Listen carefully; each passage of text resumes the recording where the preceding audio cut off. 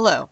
The purpose of this video is to provide a basis for understanding best practices in designing a gradebook. We will be looking at actual gradebooks of teachers used in previous years. The student information is not real, but the assignments, point values, and categories accurately reflect real gradebooks. Each gradebook was pulled from the second 9 weeks and the ELA tab. Recall that formative is about measuring learning that is in progress, whereas summative is a measure at the end of the learning process. Formative assessments are shaded yellow, and summative assessments are shaded green. The first example contains 2 kindergarten gradebooks. The first gradebook only has 6 assignments for this 9 weeks. Each assignment is worth the same amount, 3 points. Every assignment is formative, so there is no actual 60-40 weighting. Without any summative assignments, the gradebook will tally the number of points possible during this 9 weeks. 6 assignments times 3 points each means a total of 18 points is possible. This particular student earned 13 of the 18 possible points, which resulted in a 72%. The second kindergarten gradebook is set up much differently. There are 10 assignments. There are 8 formatives and 2 summatives. Each assignment is worth a different point value.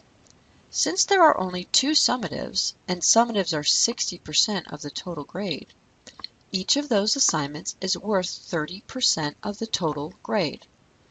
They are worth an equal amount of points. Both are based out of 10.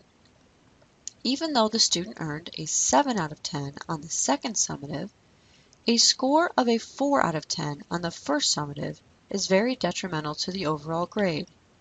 That 4 out of 10 is an F, and it is 30% of this kindergartner's total grade. Notice in the formative assessments that there is a wide variety of points possible for each assignment.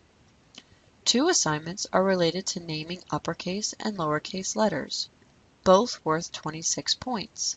However, the assignment next to the gradebook is a small group reading assignment worth 5 points. 26 points is about 5 times as much as 5 points. So in this gradebook, naming lowercase letters has 5 times the impact as the small group reading assignment. Naming uppercase letters has about 5 times the impact as the small group reading assignment. If the teacher feels this proportion of the grade is accurate and in line with the curriculum, then this type of gradebook setup would be fine. However, if the teacher realizes that a small group reading activity is a more important measure of learning, he or she should adjust the points possible for the assignments. Let's look at first grade examples. In these 2 examples, one teacher has far more assignments than the other. Additionally, the top teacher has only 1 summative, which means 60% of the student's grade will be attributed to that 1 assignment. For this student, who earned a 7 out of 10 on it, it will be almost impossible to get anything other than a C for this 9 weeks because of the influence of that 1 summative. The student earned almost all perfect scores on the formative assessments, yet the final grade is a solid C because of the 1 summative assessment. The second teacher has all formative assessments except 1. The blue assignment is a diagnostic, which does not count toward the grade. This gradebook would calculate just like the first kindergarten gradebook we looked at, where there is no 60-40 weighting because no summatives exist. Now let's take a look at second grade examples. The first teacher has a similar setup to a few we have seen. There are only 2 summative assessments. Again, each of these assessments will impact 30% of the total grade. The second teacher set up the assignment so that every assignment was worth 100 points. He or she likely converted every assignment to a percentage score. As a result, every formative assessment has an equal impact, and every summative assignment has an equal impact. There are 4 summatives, which is above the recommended best practice of 3. If you were to glance at all of these assignments and summarize what type of student this was, you might conclude that this is a B student. The summatives are all high C's or solid B's. Many of the formatives are B's or better. There are 30 formative assessments. This is probably more than is necessary to summarize the student's performance with a final grade, but it isn't necessarily problematic to have a lot of formatives. because there are so many formatives, each one counts as a total of 1.3% of the total grade, which isn't much. The 4 summatives count as 15% of the student's total grade. In 3rd grade, things change a bit. The report card is different and the expectations change with the addition of state testing.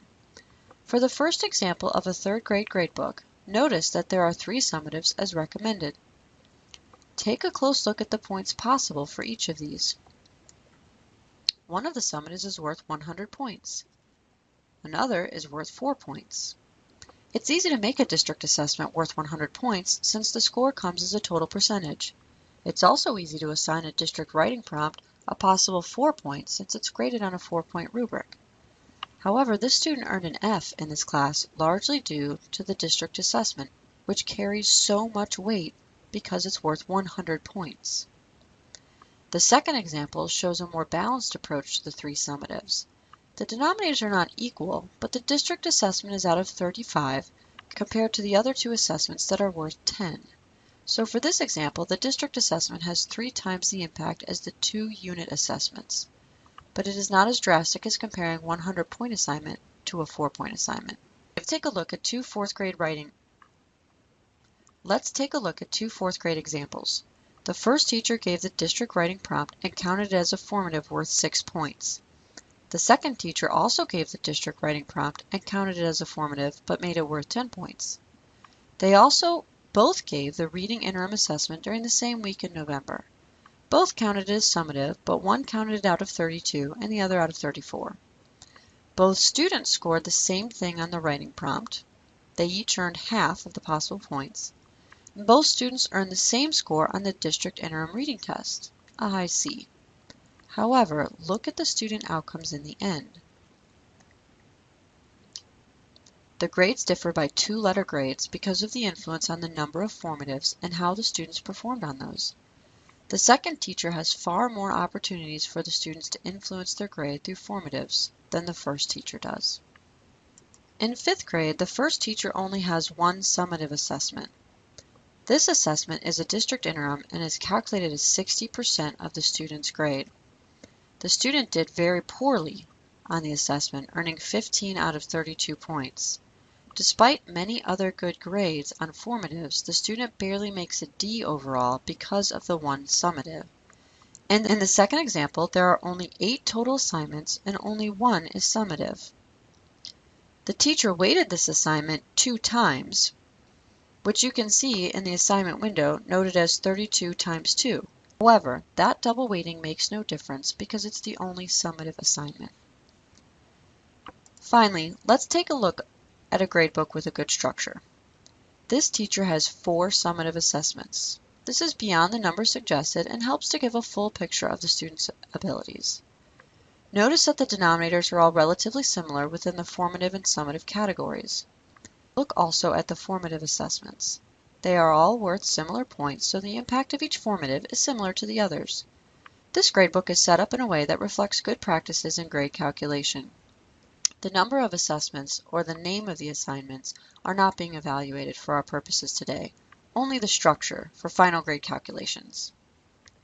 It is expected that some amount of variation would occur in gradebooks like we saw in each of the grade levels we just looked at.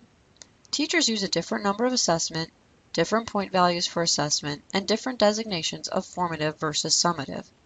Many PLCs use the same assignments and philosophy about grading, and this type of collaboration is encouraged.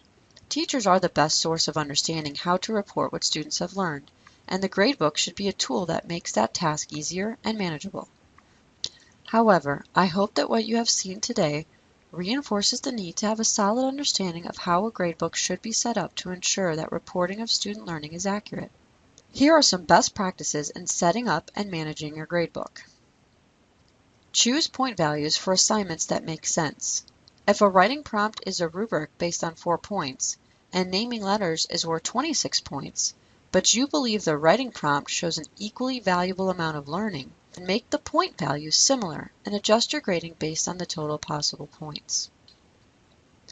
Make sure you don't overly influence the overall grade with only 1 or 2 assignments. The best way to do this is to make sure there are at least 3 assignments in both the formative and summative categories. Choose formative and summative categories based on the purpose of the assignment. Formative measures learning while instruction is occurring.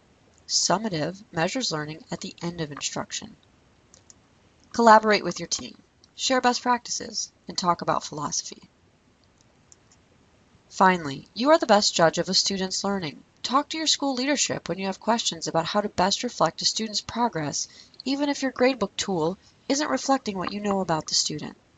Remember, grading is about reporting student learning. The grades you report are a helpful way for parents, students, and other educators to know the level of learning the student has achieved in the course. If you'd like to download the spreadsheet that was used today in this video, you can find it on the district website. Click on Departments, select Assessment and Accountability in the Instructional Services Division. In the Resources section, you'll find a link to Gradebook Practice. This will take you to a page where you can download the spreadsheet used in today's video. Thank you for your time today. I hope you have a fantastic school year.